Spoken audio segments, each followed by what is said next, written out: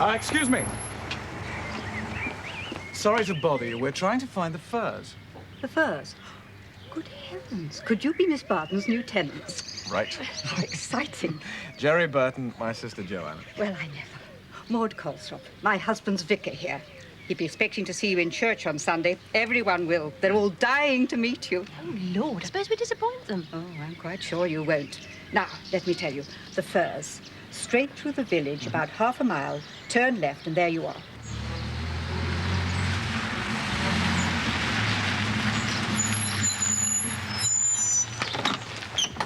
How very nice to see you both. And welcome to the furs. Oh, thank you. Beatrice. Oh. Thank you very much. Here, come along, girl. Go get them bags out the car. I do hope you'll both be happy here. I'm so fond of it. Well, after all, I've lived here all my life. You get used to things, don't you? Oh, dear. I can't help feeling we're driving you out. Oh, but you mustn't. It's the war, taxation, the cost of everything nowadays, the upkeep. I simply had to do something. Besides, it won't be forever. Now, Partridge is staying on to look after you. She's a cook housekeeper and a treasure. Then there's Beatrice. She's the maid and all that. Not very experienced, but willing.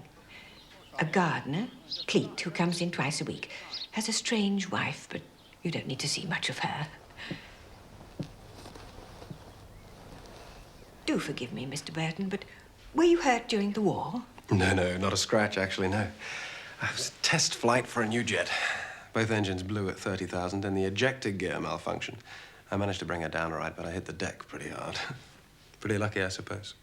Oh, yes, I see. He's trying to tell you, Miss Barton, that he crashed his plane. Good heavens. I'm sorry. You'll have to let Owen Griffith, our nice doctor, take care of you. Oh, I believe the hospital's already been in touch with him. Good. He's Welsh, of course, but the Welsh are so clever, aren't they? And Partridge is an excellent cook. She'll help you build up your strength. Oh, no. Never in this house. Oh, I'm sorry. Oh, no, you mustn't be. It's just that, well, smoking never occurred to me. Oh, don't worry. Elsie has lots of ashtrays. It's so silly of me. It all comes of never having a man about the place. The last one was my eldest sister's Bowen. He didn't last long. Mother took exception. To his smoking? To his accent. Wasn't quite a gentleman, she said. I thought he was rather nice. Jolly. Daphne fretted, but as Mother told her, you never know with men. No what, Miss Barton? Another cup of tea, my dear. Thanks so much. Mr. Burton, do forgive me if I don't offer you something stronger. Men prefer that, don't they? I remember my father did. But Mother took exception to that, too. Didn't approve. Wouldn't allow it in the house. Poor father. And poor Mother. She was an invalid, you see. She always managed to have her own way. Peace of God be with you and remain with you always. Amen.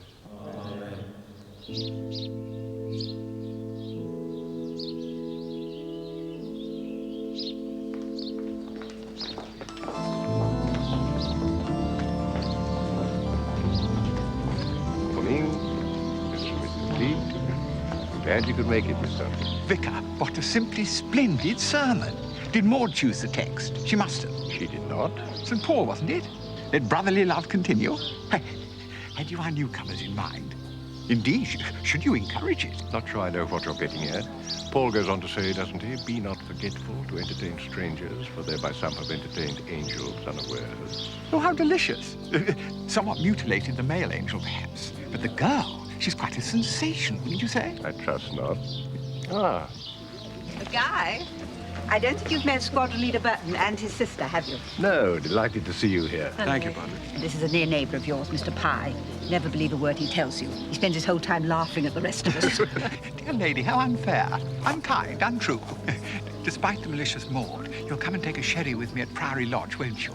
I'd love to. Look at her, making up to that old Mr. Pye. Painted up to the eyeballs, too. And in church. Soon.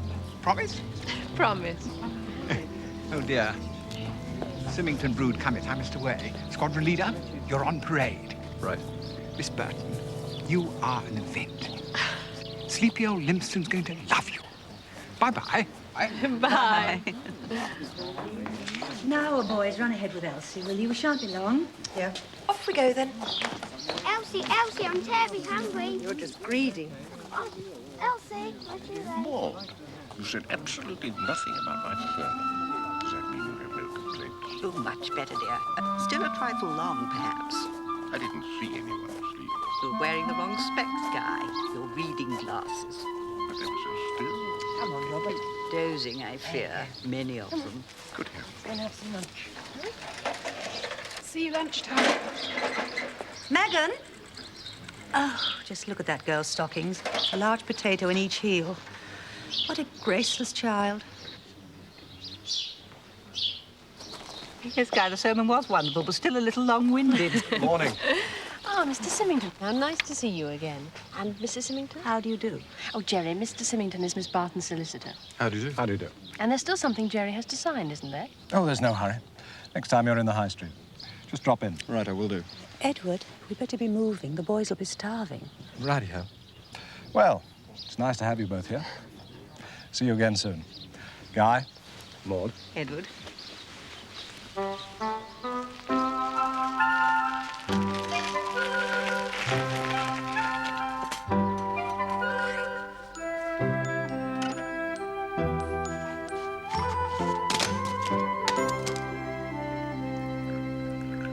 Jerry? Mm-hmm. There's something. I have a feeling Limston's doing you a power of good. That was supposed to be the general idea, wasn't it? It was. So? Well, remembering all those pretty nurses at the hospital who fussed and fretted and soothed your fevered brow for months on end, and to what purpose? Well, apart from their job, had they a purpose? Whatever. You remain totally indifferent. But 10 days in Limston and, What the hell are you talking about? church last Sunday. The Symington's nurse, governess. Don't think I didn't notice. You're getting better, my darling brother. You do talk the most awful rubbish. Mind you, the talent isn't exactly thick on the ground. And say I had to choose between her and Partridge.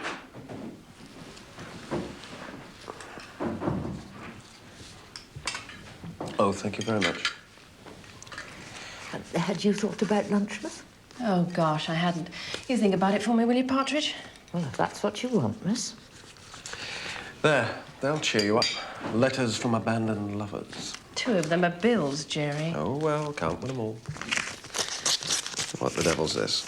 You tell me.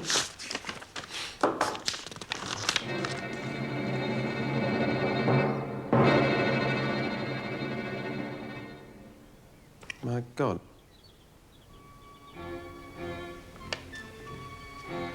It's one of those, what are they called? Poison pen letters.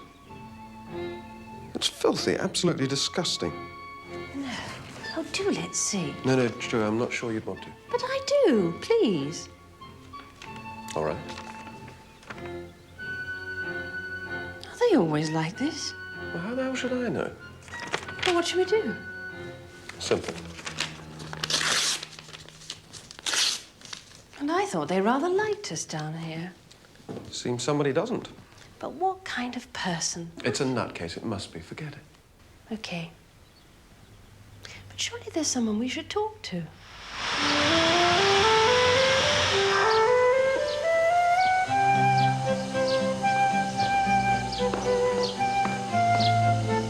Jane! Over here, dear. Oh, yay. So sorry It's wonderful to see. Oh, jump in, dear.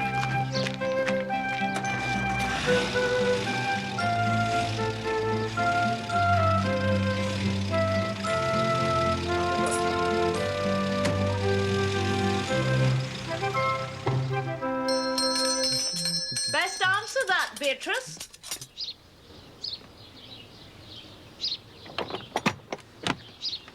Ah, Doctor. Come on in. Morning, Beatrice. Behaving yourself. Only when I has to, Doctor. I'll just let him know.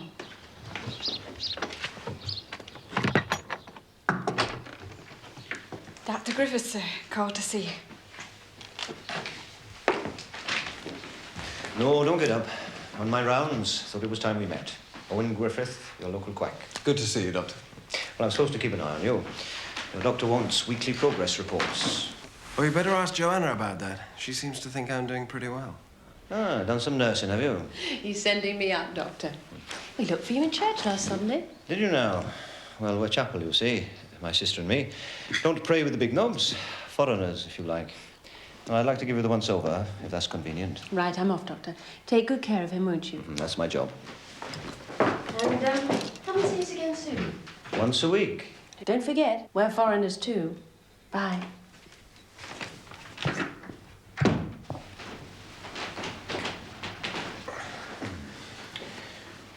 Breathe in. Been here long, Doc? Breathe in again. 7 years. And still a stranger? Well, I wasn't born here, you see.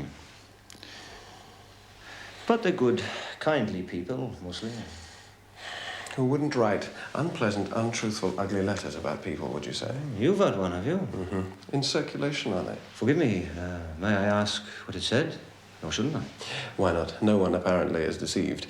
The young lady you've just met is a tart, a trollop, and certainly not my sister. Oh, I give you, of course, the expurgated version. Well, indeed, I'm sorry.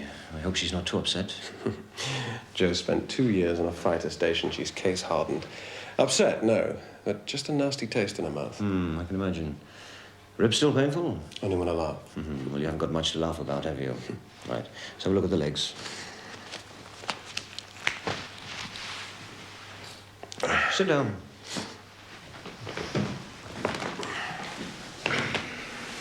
These letters, Doctor, have there been others? Yes. Who to? Me for one. To you? Why not? The writer is pathological and indiscriminate. Push hard, please. Scattering shot far and wide. And that is worrying. Why? Well, someone who just can't take it might get hit. Push again. Someone vulnerable.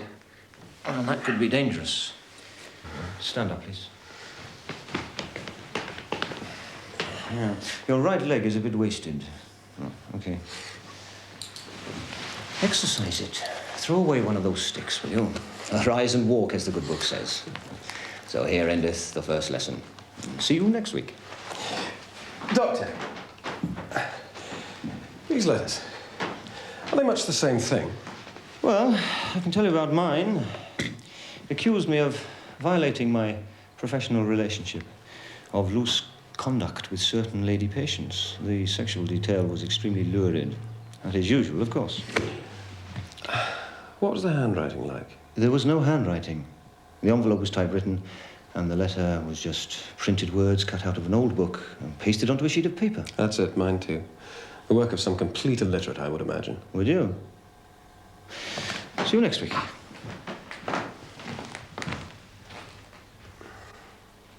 Maud's told her all about it, Jane. Oh, yes, indeed. Yes, it must be very worrying for you. Very. Here you are. Oh, thank you so much. Now, Jane, excuse me if I leave you to Maud. I have to prepare the weekly sleeping pill. Oh, yes, of course, Guy. Oh, I've taken St. Paul's warning on flesh and the devil, for to be carnally minded is death. Appropriate, I thought, in the circumstances. But I would have thought suitably discouraging. Keep it short, dear. Well, now, Maud, when did all this start? Well, hard to say. Village is scandalised, but hate scandals when they find themselves involved. Don't like others knowing they've received, well, dirty letters. For fear the neighbours might say there's no smoke without fire, is that it? Exactly. Not that anything remains a secret for long in Limston. Well, but poor Guy, what is he accused of? Oh, something quite disgraceful with one of the women who does the altar flowers. Well, he was flabbergasted, shocked, devastated, poor dear. How shameful. Well, you know Guy almost as well as I do. Absolutely no taste for fornication. None whatsoever. I almost wish he had. Really, Maud? A little worldly spice added to his sermons might make them more interesting. Well, you married a cleric, my dear, a classical scholar, and I've yet to find such a combination with a robust appetite for sin. Oh, I find that most reassuring. Well, now, Maud, what do you want of me? Well, it's not in your league, dear, I know. No dead bodies, no gunshots, no blunt instruments, not even a shadow of Scotland Yard. Just a lot of unhappy people I know you can help. You mean find the lady? If it is one, yes. Yes, yes, of course.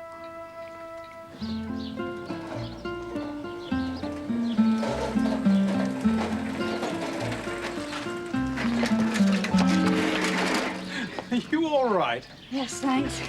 Hello. Hello. You're Mr. Burton, aren't you? Yes. Saw you after church. Is that your wife with you? No, my sister. Oh, I'm Megan. Saw you were alone. Thought I'd stop and walk with you. Had to fall off my bike, of course. Never mind. Nice of you. Look, I see you've torn your stocking. Gosh, so I have. Doesn't matter. It will once you've left school. I've left school. Oh, you have? Forgive me. How old do you think I am? Ah, the truth game. I'm 20. Sorry again. You think I ought to be more like your sister? All dolled up? No, I don't. She's awfully pretty. Isn't a bit like you, is she? Well, she's clean and presentable. And not a bit like me, you mean? You're a pilot, aren't you? I was. Will you always be a bit of a crock? According to my doctor, no. I was afraid you looked bad-tempered because you were cropped up for life. Bad-tempered? Well, irritable then. It's only because I'm in a hurry to get fit again. Aren't you ever in a hurry for things to happen? Not much point. Nothing ever happens. Not to me. Oh, but surely your mother and your father... My father's not my father. He's my stepfather. Ah, is he? We never mentioned my real father. Disgraced himself, it seems. Disappeared. Then Mummy married Mr. Symington. You've met him, haven't you? Yes. Anyway, all's well that ends well. You think? Not sure he likes me very much. Not sure Mummy does either, for that matter. Now you're being morbid, girl. Am I? Fact is, I'm a bit of a bore, I suppose. And before I start boring you, I'd better be off. Bye.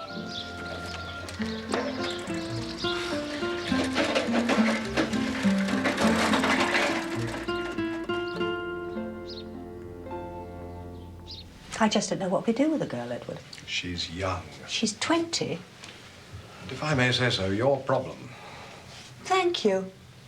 Oh, no, I'm sorry, my dear. I didn't mean it like that. It's just that being a stepfather is... Makes it difficult for you to say what you really feel. Yes, sometimes. Well, not for me. I've our boys to consider. She wanders off by herself. She's always late for meals. Makes no attempt to help Elsie in the nursery and dresses like a tramp. What sort of example is that for them? She's just as her father was. Disruptive.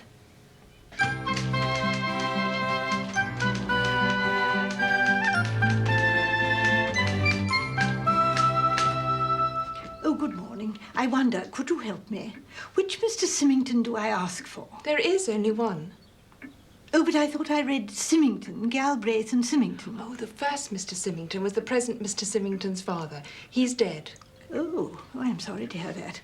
Well, perhaps I might see the present Mr. Symington. He's engaged at the moment. Can I help you? Oh, no, thank you. Thank you so much. No, it's a church matter, but, well, perhaps I might wait. Yes, of course. Do sit down. I'll just let him know. Oh, how very kind. Would you say Miss Marple? Jane Marple? Yes, of course. Thank you. Excuse me, sir. Miss Jane Marple. Won't keep you long, Miss Marple. He has Mrs. Symington with him. Oh, well, then we mustn't disturb them, must we?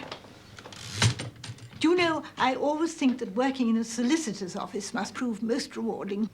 Oh, it is. All those different people, different problems, and finding solutions for them. Well, Mr. Symington's the one who does all that. And does he? Yes, he's really marvellous. Very patient, very kind. Simply wonderful with people. Really? Miss Marple. Ah. Do come in. Thank you so much. I'm sorry to have kept you waiting. Please, sit down. Oh, no, it's I who should be asking forgiveness for interrupting a busy man. Oh, not at all. My wife tells me you've already met. Oh, yes, yes, of course, last year at the vicarage. Yes, how are you? And how is that most interesting daughter of yours, Megan? Oh, my poor Megan. At the awkward age, I'm afraid. Oh, but she must be in her early 20s by now. But very young. Quite a child still. Most mothers think they grow up too quickly. Not me, Miss Marple. I only wish she'd do something, learn something, typing, dressmaking, even take a correspondence course, anything. If only she'd get out of... Out of your home? Oh, certainly not. That's the last thing we'd want. Angela would want, isn't it, my dear? Naturally.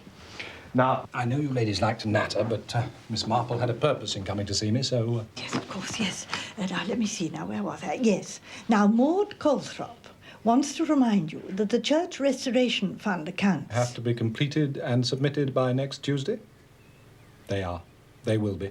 Oh, absolutely splendid. Well, in that case, I don't think I... Oh, there was one other little matter. Then I'd better be on my way. No, please, no, don't go on my account, no. Private matters in a solicitor's office are, I know, as inviolate as a confessional. No, it was just that I wondered if by any chance you'd heard about these anonymous letters that have been going round. Come in. Sorry to interrupt, sir, but would it be convenient if I popped along to the stationer's? We're almost out of copying paper. Why not, Miss Ginch? Off you go. Don't be long, though. Oh, you'd better leave that door ajar. Yes, sir. Thank you, sir. I'm sorry. Please go on. Mr. Symington, as a legal man, what would your advice be to someone who receives such a letter? Take it to the police, immediately. And if they don't? But they do. Do? Well, at least I did. Oh, good heavens, don't tell me that you yourself... Afraid so. Oh.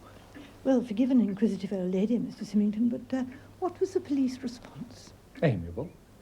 Came from our own solid Sergeant Fowler. Not to get excited, it's probably some spinster lady getting a little overheated. I didn't inquire exactly what he meant by that. Oh, so he assumes that the writer is a woman? Well, 9 times out of 10 they are, apparently. Oh, yes. Yes, I see. Yes, that would account for all those letters that I seem to know about being addressed to men.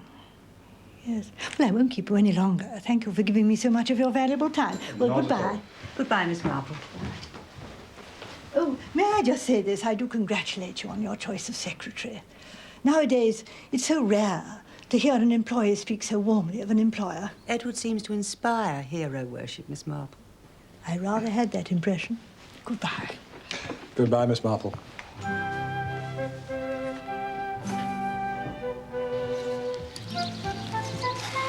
So you made it? Mm-hmm. There and back? Apart from a sit-down in Symington's office, that's all. Meet anyone? All of Limston, and nearly knocked down into the bargain. How? Oh, the Symington girl on a bicycle. That the Megan we've heard about? Funny girl. I hope, Mr. Burton, as you'll excuse the liberty, but I'd like a word. Of course. That's Beatrice, sir. Beatrice? Yes, Mr. Burton, she have to go. Go where? Leave. Oh, but why? That's these letters, sir. Wicked they are. Indecent, too, using such words. Worse than what I've ever read in the Bible, even. Mind you, I know there weren't no truth in them. And you with them bad legs and all. Me? What are you talking about? Has Beatrice received? No, Sir George have. George down the garage. 2 of them's walking out. And there ain't no smoke without fire. That's what he told her. So I suspect that you go. What will the poor kid do? She's all right. She's fixed up nice. The Symington maid were married off last month, so now they've took Beatrice on. But how about you? Oh, they'll manage somehow. Well, I'm damned. She was always such a bright little thing. Yeah, well, she'd be better off with them. Ain't no young men round. I'll take it. Partridge? Yes, Mr. Burton? These letters. People must have some idea. Oh, they have. Have they? They have indeed. And do you mark my words, there's going to be a mischief sooner or later. You see. Folk get violent. Oh, come on, Partridge. In their feelings, sir. But you can't take it that seriously. There's plenty as do, sir. Young George down the garage, for instance. So who's the front runner? The prime suspect? Well, I'm not one for gossip, sir, as well you know. But there's those that do say that's Mrs. Cleet. Cleet? The gardener's wife? Oh, she's more than that, Mr. Burton. Exercise, long walks, no rich food, no pastry. You are prescribing, of course, prison fare, Owen. I am prescribing better health and a lower blood pressure. But boring. Miss Griffith, your brother's been very cruel. To be kind, Mr. Pye. Oh, wait, you're like that awful Bernard Shaw. What did Oscar say? He has no enemies, and all his friends hate him. Good day to the pair of you. Oh, very witty, Mr. Pye. He's the boring one. Right, let the lot. Yes. Appointments. Thanks. Hello, what's this? Burton, Tuesday. Phoned. Said you'd come in, save your journey. Good, must be feeling better. Nice, is he? Pleasant sort of chap. Not to talk about his sister, I hear. Is that so? Tarts herself up like one of these fashion models, doesn't she? Wouldn't say that. Rather attractive, as a matter of fact. No, on reflection, very attractive. Men. Oh, Lord, no more gossip. Last visit. And I know who too. Oh, did you make up that prescription? Here it is. Mrs. Symington, the sedative. One to be taken midday and before retirement. Bless you, Errol. There's nothing wrong with a woman a good dose of common sense wouldn't cure. She's very nervy, neurotic. And a nuisance to everyone. To you, her family. She needs support, Errol. Indeed she does. Oh, that poor man, her husband. He's the one I feel sorry for. Look, woman, when we first came here, Symington was very helpful, very kind to both of us. I know that. And I know you've also had a very soft spot for him. Whatever do you mean? Owen? What do you take me for? He's a married man. That's right, Errol. Oh, come now. Get on the phone to the cricketers, woman. Taking you out tonight. Shan't be long.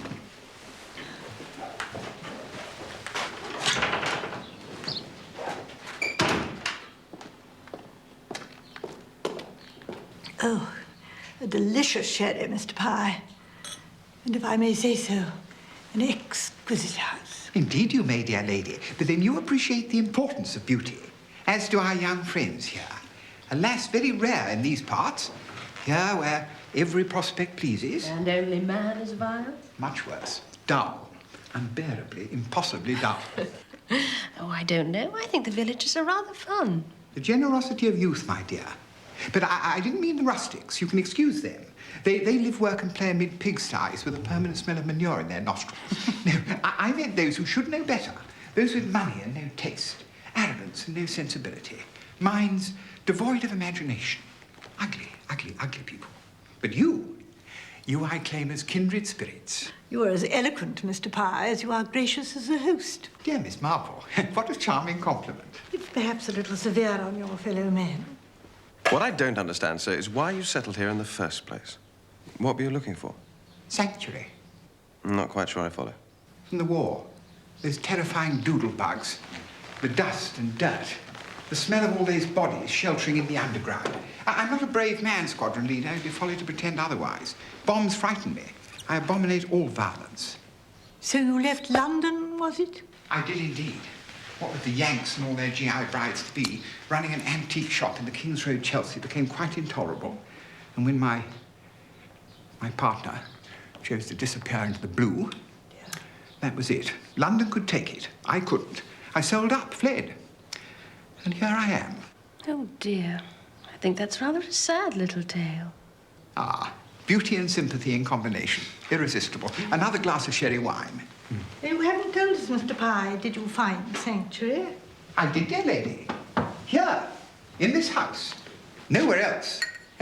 Certainly not with my neighbours. Oh.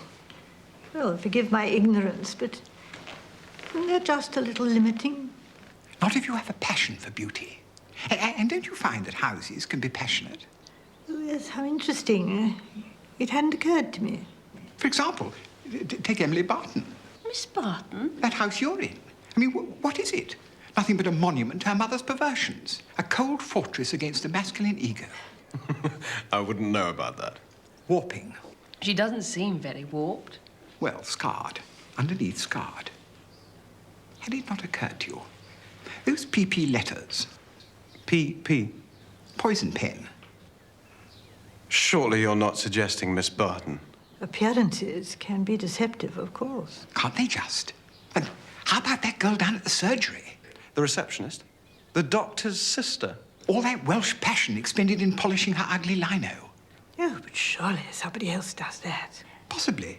But it's a thought, Miss Marple. Would you not say another candidate for our PP lady? So secretive.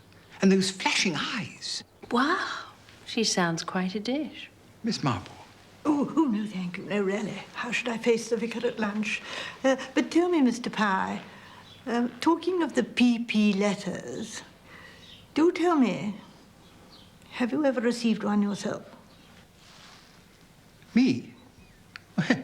Whatever have I to hide that might interest the writer? Oh, I'm sure I don't know, Mr. Pye.